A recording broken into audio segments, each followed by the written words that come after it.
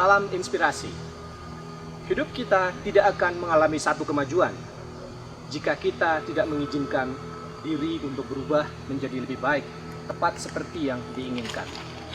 Banyak orang ingin ciptakan perubahan dalam dirinya, namun di satu sisi mereka masih memiliki ketakutan, keraguan, dan ketidakberdayaan. Bagaimana mereka mulai berubah? Selain itu, orang-orang juga memiliki kemelekatan terhadap masa lalunya. Mereka juga takut akan masa depannya, sehingga hari ini mereka kehabisan energi.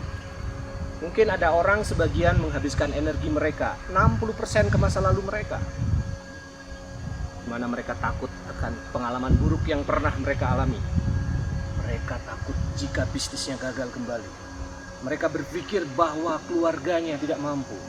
Mereka berasal dari keluarga tidak mampu, tidak berpendidikan, dan banyak hal lagi. 60% mereka pergi ke belakang. Dan 30% orang-orang pergi ke depan, ke masa yang akan datang. Mereka takut, bisakah mereka menjadi orang-orang yang lebih baik? Bisakah mereka menyekolahkan anak-anak mereka?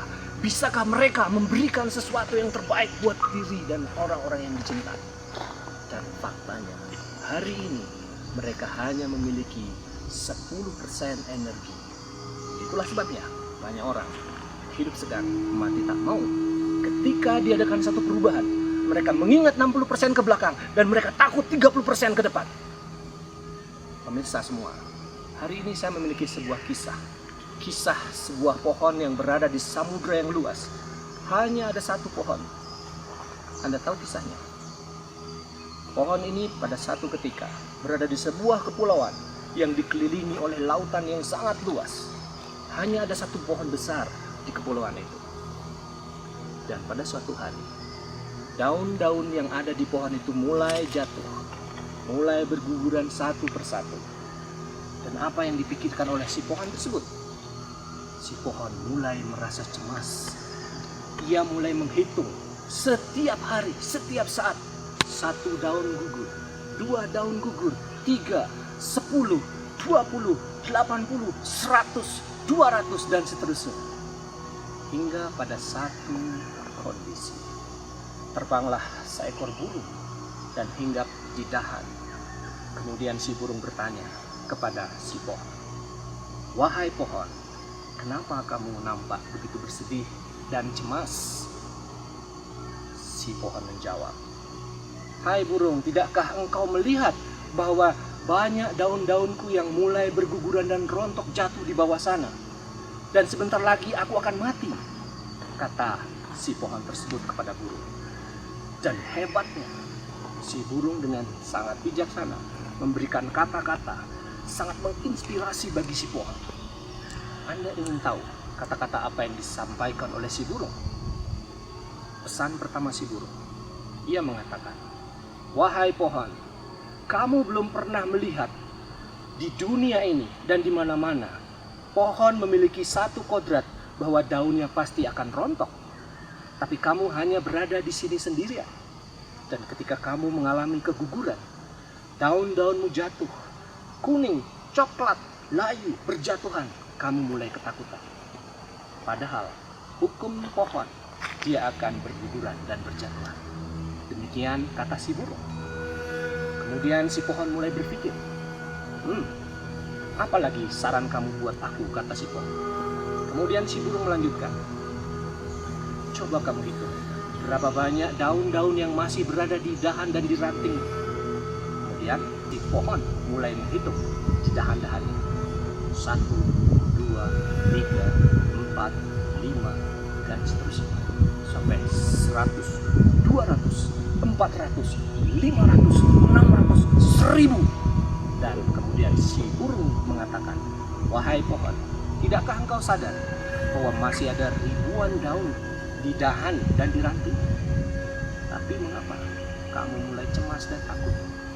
Jika ada bagian-bagian dari daunmu yang harus gugur karena dia harus menguning, coklat, menua, dan jatuh, itulah pertanda bahwa akan ada tunas-tunas baru, daun-daun yang baru yang akan mulai tumbuh di setiap ranting dan dahan, di seluruh bagian-bagian."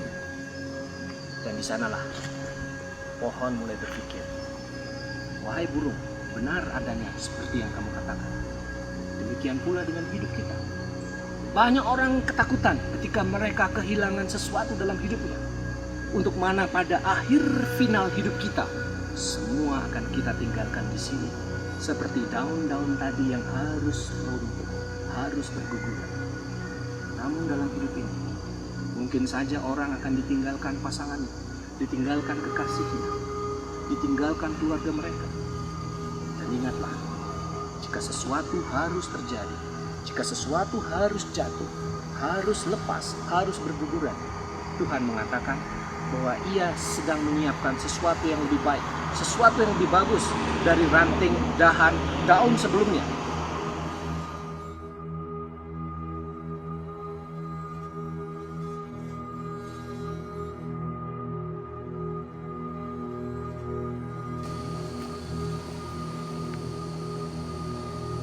Seperti daun yang satu saat akan lepas dan gugur dari ranting dan dahan pohon. Maka demikian pula hidup kita. Banyak hal-hal yang terjadi yang bahkan tidak pernah kita pikirkan sebelumnya. Untuk mana semakin banyak orang mulai mengeluh, merasa kecewa, takut, dan gelisah terhadap kehidupannya. Jadi teringat kisah burung tadi. Seperti kehidupan kita, jika daun-daun mulai berguguran, jika daun semakin menguning, menjadi coklat, kering, dan dia akan jatuh, maka pesan burung tadi, maka dalam hidup ini, jika ada satu hal yang harus dilepaskan, satu hal yang harus ditinggalkan dalam hidup ini, maka sebelum kita mendapatkan sesuatu yang baru, maka pertama-tama daun-daun yang tua harus lepas dan berguguran.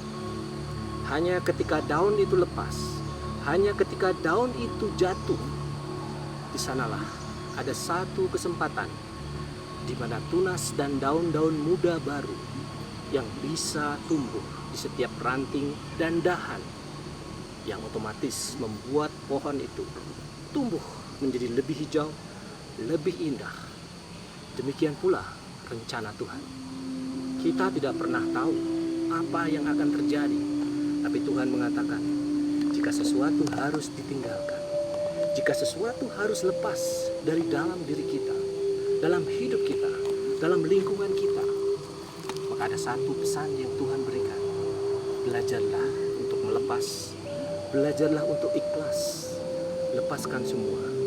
Karena pada hari ujian final hidup kita, semua orang akan melepaskan dan meninggalkan apapun yang mereka telah cari di muka bumi ini. Tak penting berapapun hasil kekayaan, materi yang sudah Anda kumpulkan, pada satu waktu semua harus ditinggalkan. Dan Anda tidak akan pernah bisa membawa semua harta kekayaan yang sudah Anda dapatkan di bumi ini. Jika seandainya semua orang kaya di muka bumi ini mampu membawa semua harta kekayaannya ketika mereka harus dipanggil sama Tuhan, maka bumi ini akan kosong, dunia ini akan kosong, karena mereka semua membawa harta dan kekayaan mereka. Dan pesan saya adalah, bukan berarti kita tidak boleh berusaha, bukan berarti kita tidak boleh bekerja yang semaksimal mungkin.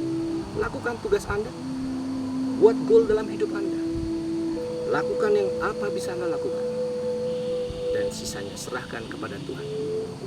Anda akan menjadi semakin nyaman dalam hidup ini ketika Anda belajar saat segala sesuatu tidak berjalan tepat seperti yang Anda inginkan, maka Anda akan merasa nyaman. Dan ketika semua harapan Anda datang pun akan membuat Anda nyaman. Di sanalah kita harus belajar bagaimana membuat keseimbangan antara pencapaian duniawi dan sekaligus pencapaian rohani.